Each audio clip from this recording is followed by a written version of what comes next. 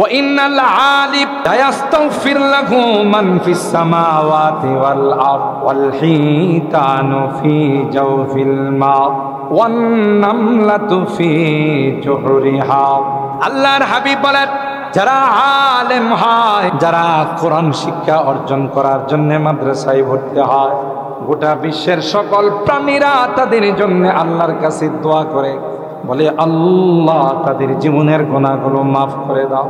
যদি আপনি পিপিলিকাকে জিজ্ঞাসা করেন তুমি কি জন্য এই মাদ্রাসার ছাত্রদের জন্য দোয়া করো, আল্লাহর কসম পিপিলিকার জবান যদি আল্লাহ খুলে দেয়, পিপিলিকা বলবে না না তাদের জন্য দোয়া করি না, আমি তো আমার জন্য দোয়া করি, কারণ আমি জানি গো যতদিন পর্যন্ত মাদ্রাসা থাকবে, যতদিন পর্যন্ত কোরআন সুন্নাহর শিক্ষা থাকবে, যতদিন পর্যন্ত ইলমে ওহীর চর্চা থাকবে, ততদিন পর্যন্ত আসমান আর জমিন থাকবে। যেদিন এই শিক্ষা থাকবে না, কোরআনের শিক্ষা যেদিন বিলুপ্ত হয়ে যাবে, সেদিন থেকে আসমান আর জমিনকে আল্লাহ রাখবেন না।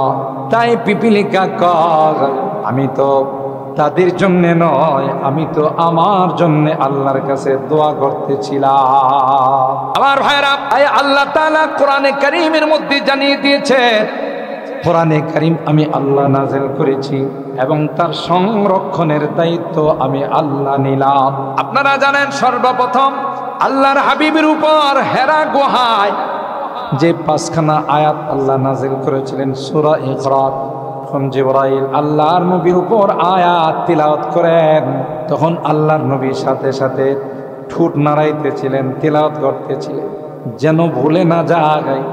আল্লাহ পাক ডাক দিয়ে বলেন লা তুহাররিক বিহি লিসানাকা লিতা'জালা বি ইন্না আলাইনা জামআহু ওয়া কুরআনা ফাইদা قرأناه فاتبع قرآنا ثم إن علينا بيانا।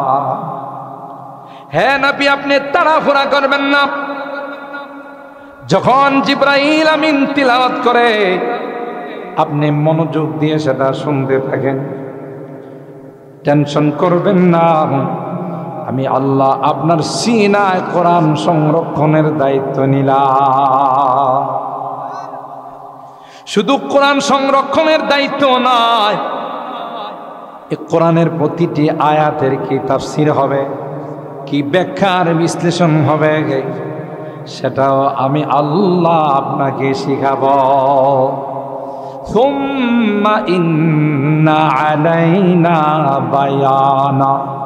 তাই উলামায়ে কেরাম বলেন, কেউ যদি কোরআনে কারীমের তাফসীর নিজের মেমোরি দিয়ে, নিজের বিদ্যা দিয়ে, বিবেক দিয়ে যদি কোরআনের কোনো আয়াতের তাফসীর কেউ করতে যায়, এটা গ্রহণযোগ্য তাফসীর নয়। হাদিসের মধ্যে আল্লাহর হাবিব কয় মান ফাসসারাল কুরআনা বিরাইহি ফালইয়াতাবাওয়া মাকআদাহু মিনান নার। কেউ যদি মন গড়া কোনো তাফসীর করে, সে যেন তার ঠিকানা জাহান্নামকে বানাই নেয়। মার্কেটে এমন কিছু তাফসীর আছে যে তাফসীরের লেখক মাঝে মধ্যে কোথাও কোথাও তিনি আনা শব্দটা, অর্থাৎ যার মধ্যে সামান্যতম তাকাব্বুর, অহংকার, দাম্ভিকতা প্রকাশ পায়। কথা বলেন ঠিক কিনা? হযরত মুসা আলাইহিস সালাতু ওয়াস সালামের এই জবাব আল্লাহর কাছে পছন্দ হয়। খুব মনে রাখবেন, দাম্ভিকতা, অহংকার যারাই পৃথিবীর মধ্যে করছে, তাদেরকে আল্লাহ তাআলা নিস্তে নাবুদ করে দিয়েছে। ঠিক বললাম? দাম্ভিকতা করেছে ফেরাউন, অহংকার করেছে ফেরাউন, নমরুদ, আবু জাহেল, আবু লাহাব, উতবা, শাইবা, তাদেরকে আল্লাহ তাআলা ধ্বংস করে দিয়েছে। আল আজমাতু ইজারি ওয়াল কিবরিয়াউ রিদাই। আল্লাহ বলেন হাদিসে কুদসির মধ্যে যে বড়ত্ব, অহংকার, এটা আমার চাদর, আমার পোশাক, এটা কি নিয়ে যারা টানাটানি করবে, আমি আল্লাহ তাদেরকে এমন রূপ দিব, এমন ভাবে পাকড়াও করব, আজাজাউ দাওয়াও, পৃথিবীর সকল চিকিৎসা ওখানে অকার্যকর হয়ে যায়। যারা যত বড় হয় তাদের ভুলটা তত বড় ভাবে দেখা, যদিও আমাদের কাছে এটা কোনো ভুল না। তো আল্লাহ পাক হযরত মূসা আলাইহিস সালামকে বললেন, আপনি এভাবে জবাব না দিয়ে এভাবে যদি বলতেন আল্লাহু আ'লাম, কে সবচেয়ে জাননেওয়ালা ব্যক্তি এটা ভালো জানেন কে? বলুন কে? আল্লাহ। আল্লাহু আ'লাম। তো আপনি যেহেতু বলছেন আপনি আলাম, আপনি জাননেওয়ালা, আপনি সবার চাইতে বেশি জানেন, আপনার তো এখনো অনেক কিছু শিক্ষা করার বাকি আছে। সুবহানাল্লাহ। কি করতে হবে? সমুদ্রের নিচে মাজমা আল বাহরাইন, দুই সমুদ্রের কেন্দ্রস্থল, আপনাকে ওখানে যেতে হবে। ওখানে গিয়ে দেখবেন আল্লাহর এক বান্দা চাদর মোড়ায়া শুয়ে আছে। সমুদ্রের নিচে কি মানুষ ঘুমায়? আবার দুই সমুদ্রের কেন্দ্রস্থল, মিলন কেন্দ্র, মাজমা আল বাহরাইন, আপনাকে ওখানে যেতে হবে। ওনার কাছ থেকে আপনি শিক্ষা অর্জন করতে হবে, জ্ঞান অর্জন করতে হবে। হযরত মূসা আলাইহিস সালাম বললেন, আল্লাহ, আমি ওনার কাছে কিভাবে পৌঁছব? যাওয়ার তরিকার পদ্ধতি কি হবে? আল্লাহ পাক বললেন যে আপনি একটা কয় মাছ ভুনা করে ব্যাগের ভিতরে রেখে দিবেন, সাথে সফরে যেহেতু যাবেন একজন খাদেম নিয়ে, রফিকে সফর, ভ্রমণে গেলে একজন সাথী নিয়ে যাওয়া, সফরে গেলে এটা শুনবা, কারণ যে কোনো বিপদ হতে পারে, তাই না? এই বাবুরা কথা বললাম, সফরে যে কোনো সময় যে কোনো বিপদ হতে পারে। যেমন বাসে উঠলে লেখা থাকে অপরিচিত লোক থেকে, আপনারা ঘুমিয়ে গেছেন মনে কয়েক বছরে, এখন কোনো আওয়াজ দিব না, আওয়াজ দেওয়ার লোক আসতেছে, এই জন্য আপনি আমাদের আওয়াজ দিতে বাধ্য করেন, তাই না? সব আওয়াজ ওনার জন্য রেখে দিচ্ছেন, তাই তো? আমার বড় আওয়াজ দিতে হবে না, ছোট্ট করে হুয়া করিয়েন, তাইলে বুঝবো যে আপনারা আমাকে লাগায়া ঘুমান নাই, কথা কয় না। হ্যাঁ, একটু হুয়া করেন তাইলে চল। লেখা থাকে অপরিচিত লোক থেকে সাবধান, কারণ কখনো দেখা যায় আপনি এক জায়গা থেকে আরেক জায়গায় যাচ্ছেন, প্রতারক চক্র, মলম পার্টি, পকেটমার, বিভিন্ন কলা কৌশলে আপনার থেকে টাকা পয়সা তো নিয়ে আপনাকে অচেতন করে ফেলে চলে যায়, ঠিক না? কি করে? আয়সা আপনার সিটটা খালি আছে, এখানে বসে বসে আপনাকে এমন মিষ্টি মিষ্টি কথা বলবে, এমন ভক্তি দেখাবে, বলবে চাচা আপনার চেহারাটা অবিকল আমার আব্বার চেহারা, আমার আব্বা দুনিয়াতে নাই, আপনি আমার আব্বা,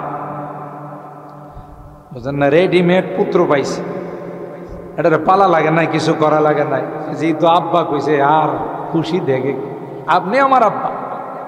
আর গ্রামগঞ্জের সরল সোজা মানুষ, ঠিক আছে বাবা, হ্যাঁ তোমার বাড়ি কই, কোন জায়গাতে থাকো, তোমার আব্বা কি করতো, আস্তে আস্তে মিশে গেছে। আর অস্ত্র কিন্তু পকেটে করে নিয়ে গেছে, অস্ত্র হলো চেহারা দেখলেই বোঝা যায় কে পান খায় কে পান খায়।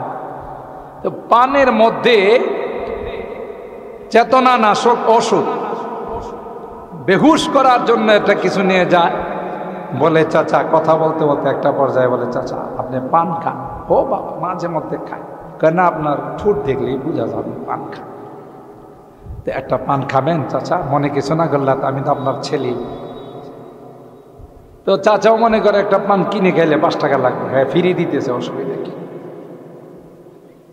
তো পানটা যখন খাইলে আস্তে আস্তে কি হয়ে যায়, অচেতন। বেহুশ হয়ে যায়, সেন্সলেস হয়ে যায়। তো এত পাশে বসায় আছে, আর আগে তো ওনার আব্বা বানাইছে। তো এখন ওনার যত টাকা পয়সা মোবাইল টোবাইল যা আছে, সে এমনও তো ওয়ারিস হিসাবে উত্তরাধিকার সূত্রে পায়, বাবা মোল্লা তো পুলাই পায়। কথা কয় দেখা গেল যে সব পকেট টকেট খালি কইরা, যেহেতু বাবার মাল পোলা নিছে, একটু পরে স্টেশনে এসে নাই মা চলে। এই প্রবলেমটা আপনার হলে কেন আপনি একটা সুন্নতের উপর আমল করেন নাই, সেটা হলো সফরে একজন সঙ্গী রাখলে তখন আপনার এই বিপদরা হতো না। কথা বলেন ঠিক? আল্লাহ পাক বললেন, হে মুসা, তোমার সঙ্গে একজন খাদেম নিয়ে যাও, যে খাদেমকেও তোমার পরবর্তীতে আমি আল্লাহ নবী বানাবো। সুবহান। তার নাম ছিল ইউসা ইবনে নূহ। খাদেমের নাম কি ছিল? ইউসা ইবনে। হযরত মুসা আলাইহিস সালাম খাদেমকে নিয়ে ব্যাগের মধ্যে প্রয়োজনীয় খাদ্য সামগ্রী আর ওই যে ভুনা করা কই মাছ নিয়ে সমুদ্রের কিনারায় কুলে কুলে এটি হাঁটতেছেন, সফর করতেছেন। আর আল্লাহ পাক বলছেন, যেখানে গিয়ে কই মাছটা জিন্দা হয়ে যাবে, জিন্দা হয়ে সমুদ্রের পথে চলে যাবে, সেই পথ অনুসরণ করে আপনি লাস্ট অফিস যেখানে হবে ওখানে গিয়ে ওই প্রিন্সিপালকে আপনি পাবেন। সুবহানাল্লাহ। وَإِذْ قَالَ مُوسَى لِفَتَاهُ لَا أَبْرَحُ حَتَّى أَبْلُغَ مَجْمَعَ الْبَحْرَيْنِ أَوْ أَمْضِيَ حُقُبًا। হযরত মুসা কালিমুল্লাহ ওই যুবককে বললেন, যার নাম ছিল ইউসা ইবনে নূন, চলো রে, সফরের মধ্যে যাব, তোমাকে নিয়ে সফর করব। আমরা দুইজন সফর করব আল্লাহর হুকুম মতো ওই জায়গাতে, যেখানে গিয়ে কয় মাছ জিন্দা হয়ে যাবে, সেই রাস্তা অনুসরণ করে আমাদের টার্গেট পর্যন্ত আমরা পৌঁছে যাব। চলতে চলতে একটা পর্যায়ে হযরত মুসা পয়গম্বর ক্লান্ত হয়ে গেলেন। বৃক্ষের নিচে তিনি আশ্রয় নিলেন, বিশ্রাম করলেন। বিশ্রাম থেকে উঠে সামনের দিকে যখন অগ্রসর হলেন, ফালাম্মা জাওয়াজা ক্বালা লিফাতাহু আতিনা গাদাআনা লাকাদ লাকিনা মিন সাফারিনা হাযা নাসাবা। এক খাদেম ভ্রমণ করতে করতে ক্ষুধায় কাতর হয়ে গেলাম, ব্যাগ থেকে নাস্তা বের করো, খাবার বের করো, আমরা ওখানে খাবার দাবার সেরে নেব। খাদেম যখন খাবার বের করার জন্য ব্যাগের মধ্যে হাত দিলেন, দেখে ওই কই মাছ ব্যাগের মধ্যে নাই। কই মাছটা কি জিন্দা ছিল না ভুনা করা? ভাটপাড়া তো অনেক সময় এরকম দেখা যায় যে মহিলারা কই মাছ ভুনা করে কড়াইতে রাখছে, একটু পরে আর কই মাছ নাই, কোনো জবাব দেয় না। এরকম ঘটনা কি ভাটপাড়া কখনো ঘটছে যে কই মাছ ভুনা করে কড়াইতে রাখছে আর এই কই মাছ লাফ দিয়া চলে গেছে, এমন ঘটনা ঘটছে? কিন্তু আল্লাহ যদি ঘটায়, পায় না। আল্লাহ পাকের ক্ষমতা আছে না নাই? আল্লাহ পাক মরাকে জিন্দা করতে পারেন, জিন্দাকে মুর্দা করতে পারেন, এই ক্ষমতা কার? আল্লাহ। ইন্নাল্লাহা আলা কুল্লি শাইইন কাদির। বৃক্ষকে দিয়ে, গাছকে দিয়ে কথা বলাইতে পারে, পাথরকে দিয়ে কথা বলাইতে পারে। কথা বলেন ঠিক কিনা? একটা পশু, সেও কথা বলতে পারে যদি কে বলা। সুতরাং আল্লাহ তাআলা যেহেতু তাকে জিন্দা করে ফেলছে, সুজা জিন্দা হয়ে সমুদ্র পথে সে রওনা দিয়ে চলে গেছে। ফাত্তাখাযা সাবিলাহু ফিল বাহরি সারাবা। আর যেই রাস্তা দিয়ে মাছটা নিচে গেছে, আল্লাহ তাআলা চতুর্দিকের পানিকে বলে দিলেন, এ পানি তোমরা সংযোগ হবে না, মিলবে না, একটা সুড়ঙ্গ পথ হয়ে থাকবে, টানেল হয়ে থাকবে। এই রাস্তা দিয়ে মুসা নবী আমার এই বান্দার কাছে পৌঁছে যাবে। পানির নিচে এখন মানুষ টানেল করার চেষ্টা করে, যদিও ওই টানেল করতে গিয়ে হাজার হাজার কোটি টাকা দুর্নীতি হয়। এরকমের খবর তো বাংলাদেশে কখনো আপনারা শোনেন, কথা কয় না। আল্লাহ, যাই হোক, ফাত্তাখাযা সাবিলাহু ফিল বাহরি সারাবা। হযরত মূসা আলাইহিস সালাম একটু দূরে গিয়ে যখন বলল যে খাবার বের করো, দেখে কই মাছ নাই, তাহলে বেঁকে যাও। পিছনের দিকে এসে দেখে যে যেই দিক থেকে কয় মাছটা পানির ভিতরে ঢুকছে, ওই দিকটা আল্লাহ সুড়ঙ্গ পথ বানায় রাখছে। সুবহানাল্লাহ। হযরত মূসা পয়গম্বর খাদেম ইউশা ইবনে নুন কে নিয়া সুজা ওই পথে রওনা দিলেন।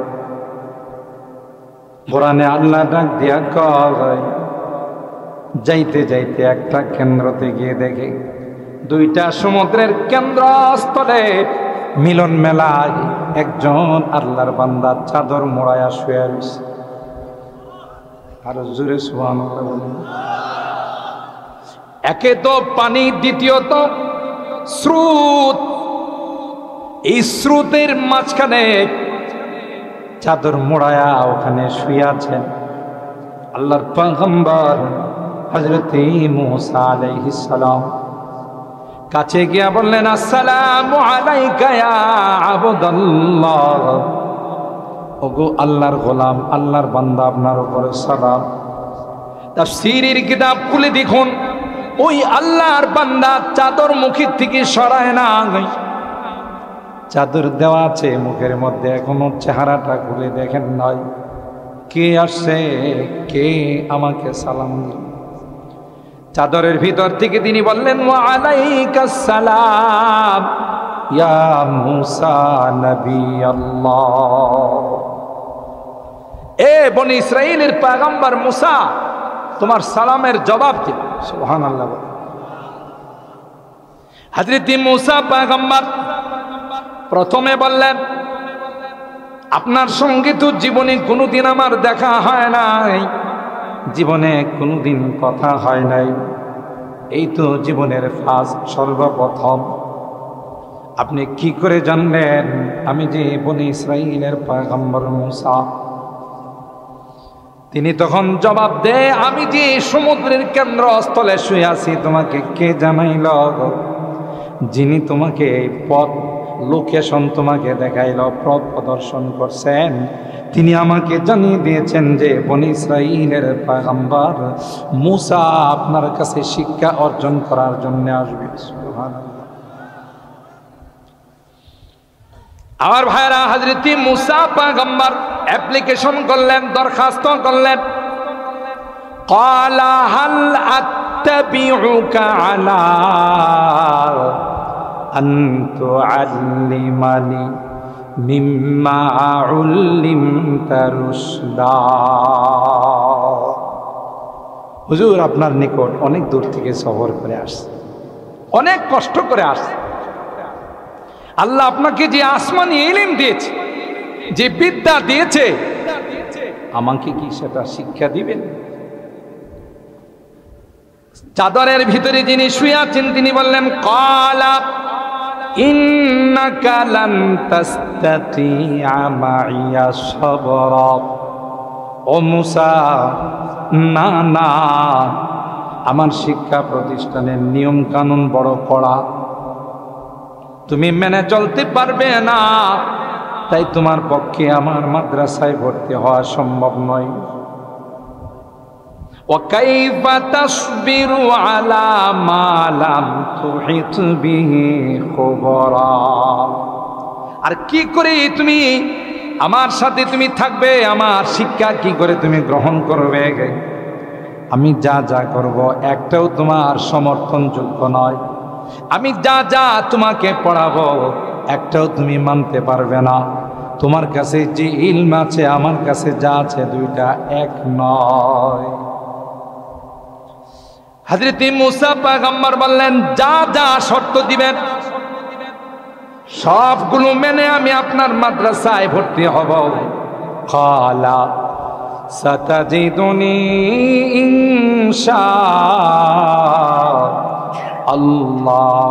সাবিরা ওয়ালা আসিলাকা আমরা।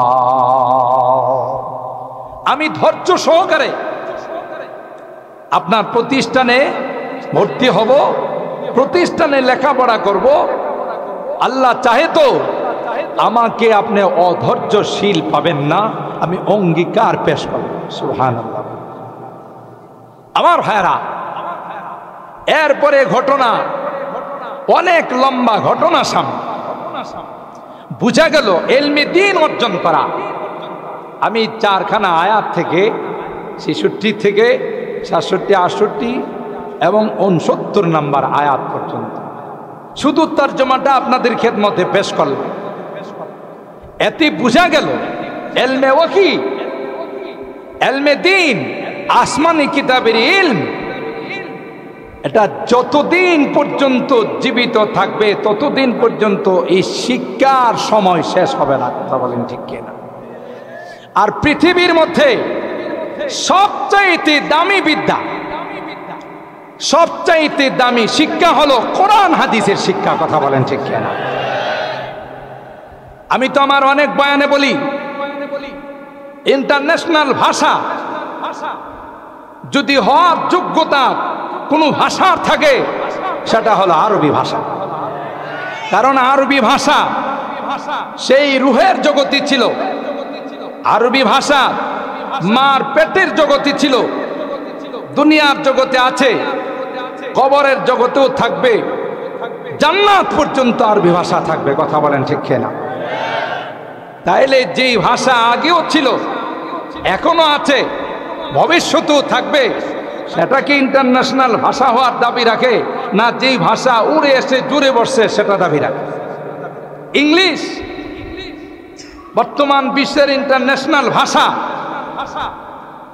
মুসলমানের হাতে যদি ক্ষমতা থাকতো তাহলে পৃথিবীর সবচাইতে দামি ভাষা, ইন্টারন্যাশনাল ভাষা হতো কোরআনের ভাষা। কথা বলেন ঠিক কিনা? কোরআনের ভাষা হতো সবচাইতে দামি ভাষা। এই জন্য আল্লাহ পাক রব্বুল আলামিন তার হাবিবে পাকের জুবান দিয়ে গোটা বিশ্বের মানুষকে জানিয়ে দিয়েছেন যে আপনি জানিয়ে দেন, খায়রুকুম মান তাআল্লামাল কোরআন ওয়া আল্লামা। যারা কোরআন পড়ে এবং পড়ায় এরাই হলো পৃথিবীর শ্রেষ্ঠ সন্তান। সুবহানাল্লাহ। এই ঘোষণা কে দিয়েছেন? আল্লাহ। কার মাধ্যমে? তার হাবিবে পাকের মাধ্যমে। পৃথিবীতে যারা যত নামি দামি ভার্সিটিতে লেখাপড়া করো, কেমব্রিজ বলেন, অক্সফোর্ড বলেন, হার্ভার্ড বলেন, তাদেরকে শ্রেষ্ঠ সন্তান বলা হয় নাই। শ্রেষ্ঠ সন্তান আল্লাহর হাবিবের জুবানে মুবারক দিয়ে আল্লাহ তাআলা ডিক্লার দিয়েছেন যে আপনি জানিয়ে দেন, খায়রুকুম মান তাআল্লামাল কোরআন ওয়া আল্লামা। কোনো হাদিস নেই যে যারা জাগতিক শিক্ষা অর্জন করে তাদের পায়ের নিচে রহমতের ফেরেশতারা পর বিছাই দেয়। তাদের জন্য গোটা বিশ্বের সমস্ত প্রাণীরা দোয়া করে। একমাত্র যারা ইলমে ওয়াহি অর্জন করে, কোরআন সুন্নাহর জ্ঞান যারা অর্জন করে, শিক্ষা যারা অর্জন করে, তাদের সম্পর্কে হাদিসের মধ্যে আসছে যে তাদের পায়ের নিচে নূরের ফেরেশতারা তাদের পর বিছায়। গোটা বিশ্বের সকলে তাদের জন্য আল্লাহর কাছে দোয়া করে। সুবহানাল্লাহ। ওয়া ইন্নাল আলিম লা ইস্তাগফির লাহু মান ফিস সামাওয়াতি ওয়াল আরদ ওয়াল হিতানু ফি জাওফিল মা ওয়ান নামলাতু ফি জুহরিহা। আল্লাহর হাবিব বলেন, যারা আলেম হয়, যারা কোরআন শিক্ষা অর্জন করার জন্য মাদ্রাসায় ভর্তি হয়, গোটা বিশ্বের সকল প্রাণীরা তাদের জন্য আল্লাহর কাছে দোয়া করে, বলে আল্লাহ তাদের জীবনের গুনাহগুলো মাফ করে দাও, যদি আপনি পিপিলিকাকে জিজ্ঞাসা করেন তুমি কি জন্য এই মাদ্রাসার ছাত্রদের জন্য দোয়া করো, আল্লাহর কসম পিপিলিকার জবান যদি আল্লাহ খুলে দেয়, পিপিলিকা বলবে না না তাদের জন্য দোয়া করি না, আমি তো আমার জন্য দোয়া করি। কারণ আমি জানি গো যতদিন পর্যন্ত মাদ্রাসা থাকবে, যতদিন পর্যন্ত কোরআন সুন্নাহর শিক্ষা থাকবে, যতদিন পর্যন্ত ইলমে ওয়াহির চর্চা থাকবে, ততদিন পর্যন্ত আসমান আর জমিন থাকবে। যেদিন এই শিক্ষা থাকবে না, কোরআনের শিক্ষা যেদিন বিলুপ্ত হয়ে যাবে, সেদিন থেকে আসমান আর জমিনকে আল্লাহ রাখবেন না। তাই পিপিলিকা কয় আমি তো তাদের জন্য নয়, আমি তো আমার জন্য আল্লাহর কাছে দোয়া করতেছিলাম। আমার ভাইরা, তাই আল্লাহ তাআলা কোরআনে কারীমের মধ্যে জানিয়ে দিয়েছে, কোরআনে কারীম আমি আল্লাহ নাযিল করেছি এবং তার সংরক্ষণের দায়িত্ব আমি আল্লাহ নিলাম। আপনারা জানেন সর্বপ্রথম আল্লাহর হাবিবের উপর হেরা গুহায় যে 5খানা আয়াত আল্লাহ নাযিল করেছিলেন সূরা ইকরা, যখন জিবরাইল আল্লাহর নবীর উপর আয়াত তিলাওয়াত করেন, তখন আল্লাহর নবীর সাথে সাথে ঠোঁট নাড়াইতেছিলেন, তিলাওয়াত করতেছিলেন যেন ভুলে না যায়। আল্লাহ পাক ডাক দিয়ে বলেন লা তুহাররিক বিহি লিসানাকা লিতা'জালা বি ইন্না আলাইনা জামআহু ওয়া কুরআনা ফাইদা ক্বারা'নাহু ফাত্তাবি কুরআনা সুম্মা ইন্না আলাইনা বায়ানা। হে নবী, আপনি তাড়াহুড়া করবেন না। যখন জিবরাইল আমিন তিলাওয়াত করে আপনি মনোযোগ দিয়ে সেটা শুনতে থাকেন, টেনশন করবেন না। আমি আল্লাহ আপনার সিনায় কোরআন সংরক্ষণের দায়িত্ব নিলাম। শুধু কোরআন সংরক্ষণের দায়িত্ব নয়, এই কোরআনের প্রতিটি আয়াতের কি তাফসীর হবে, কি ব্যাখ্যার বিশ্লেষণ হবে, সেটাও আমি আল্লাহ আপনাকে শিখাবো। সুম্মা ইন্না আলাইনা বায়ানা। তাই উলামায়ে কেরাম বলেন, কেউ যদি কোরআনে কারীমের তাফসীর নিজের মেমোরি দিয়ে, নিজের বিদ্যা দিয়ে, বিবেক দিয়ে যদি কোরআনের কোনো আয়াতের তাফসীর কেউ করতে যায়, এটা গ্রহণযোগ্য তাফসীর নয়। হাদিসের মধ্যে আল্লাহর হাবিব কয় মান ফাসসারাল কুরআনা বিরাইহি ফালইয়াতাবাওয়া মাকআদাহু মিনান নার। কেউ যদি মন গড়া কোনো তাফসীর করে, সে যেন তার ঠিকানা জাহান্নামকে বানাই নেয়। মার্কেটে এমন কিছু তাফসীর আছে যে তাফসীরের লেখক মাঝে মধ্যে কোথাও কোথাও তিনি বলেন যে ইয়ে তফসির মেরে সমঝ মে ইয়ে আতি হ্যায়। এই যে কথাটা বললাম এটা আমার বুদ্ধি বিবেক অনুযায়ী বললাম। যেই তফসির নিজের বুদ্ধি মতো, নিজের বিবেক মতো করা হয়, এটা কোনোদিন আল্লাহ প্রদত্ত তফসির নয়। কথা বলেন ঠিক কিনা? এটা হলো মন গড়া তফসির। আর মন গড়া তফসির যারা করবে এবং যারা পড়বে, এর দ্বারা কোনোদিন হিদায়াত আসবে না। কথা বলেন ঠিক কিনা? তাহলে আল্লাহ রাব্বুল আলামিন, হ্যাঁ ভাই, আমরা সুশৃঙ্খলভাবে বসে যাই। খতিবে বাঙ্গাল চলে আসবে আমাদের মাঝে, আমরা সুন্দরভাবে বসে যাই ইনশাআল্লাহ। যার অপেক্ষায় অধীর আগ্রহে আমরা বসা ছিলাম, ইনশাআল্লাহ তিনি স্টেজেই চলে আসবে। আমরা সবাই যারা যেখানে আছি আমরা বসে পড়ি। মাহফিলের শৃঙ্খলা বজায় রাখার জন্য, সৌন্দর্য বজায় রাখার জন্য আমরা আওয়াজ না করি, কেউ আওয়াজ না করি। সম্মানিত সুধী, এই 2 মিনিটের মধ্যে আমার আলোচনার ফিনিশিং দিচ্ছি আমি। তাইলে বোঝা গেল এই কোরআন, এই ইসলাম, তার দায়িত্ব স্বয়ং আল্লাহ নিয়েছেন গোটা বিশ্বের সকল শক্তি আর মহাশক্তি একত্রিত হয়ে যদি চেষ্টা করে এই কোরআনের লাইটকে অফ করে দেওয়ার জন্য আল্লাহর কসম করে বলতে পারি, কোরআনের লাইটকে অফ করতে পারবে না। যারা অফ করতে যাবে তারা নিজেরাই অফ হয়ে যাবে। কথা বলেন ঠিক কিনা?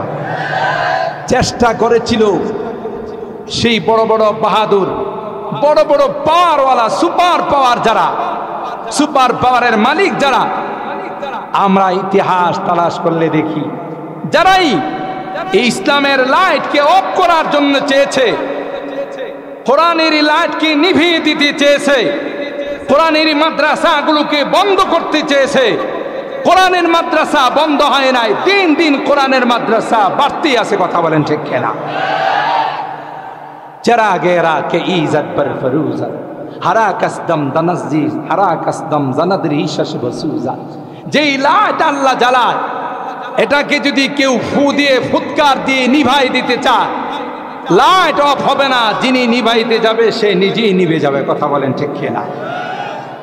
এই জন্য মুহতারাম হাজরিন, এই ভাটপাড়া মাদ্রাসা একটি ঐতিহ্যবাহী মাদ্রাসা ব্রাহ্মণবাড়িয়ার মধ্যে। ভাটপাড়ার মানুষ এই মাদ্রাসাকে অন্তর দিয়ে আপনারা ভালোবাসেন, মহব্বত করেন, তাই আজীবনের সাথে আমরা সম্পর্ক রক্ষা করব, আজীবন আমরা এর সাথে মহব্বত রক্ষা করব। আল্লাহ পাক রব্বুল আলামিন আমাদেরকে আজীবনের সাথে সম্পর্ক রাখার তৌফিক দান করুন।